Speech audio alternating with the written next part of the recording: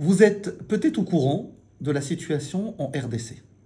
Le M23 et les forces armées rwandaises ont lancé une offensive sur Goma, une des villes les plus peuplées de la République démocratique du Congo. Ils la contrôlent presque totalement.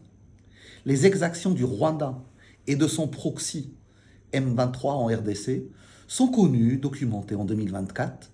Plusieurs rapports de l'ONU ont été publiés sur le sujet. Les preuves sont là. Le Rwanda responsable de recrutement forcé d'enfants soldats, de massacres de civils, d'utilisation du viol comme arme de guerre et de pillage systématique des ressources de la RDC. Pourtant, en 2024, c'est l'année où la Commission a signé un accord d'entente avec le Rwanda pour importer sur le sol européen des minerais stratégiques auprès du Rwanda.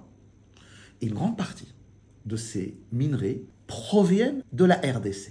En novembre, à l'occasion des auditions des commissaires, j'ai demandé au commissaire Sikela s'il comptait suspendre cet accord avec le Rwanda.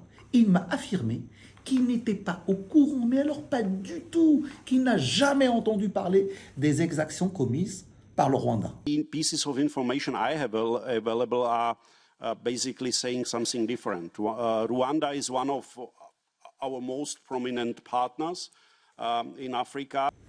Vu la situation récente à Goma, j'ai donc décidé de lui envoyer une lettre qui a été co-signée par près de 30 députés européens de différents groupes. Nous lui demandons de suspendre l'accord d'entente et d'arrêter les financements des activités militaires de l'armée rwandaise. Je vais lui envoyer les rapports de l'ONU qui documentent le désastre qui se joue sous nos yeux. Ils sont assez épais, vous le voyez, et je vais aller les affranchir pour qu'il le reçoive dans son bureau à Bruxelles. Il ne pourra plus, à partir de la réception de ce document, dire qu'il ne sait pas, qu'il ignore la réalité, que la responsabilité de l'Union européenne n'est pas engagée.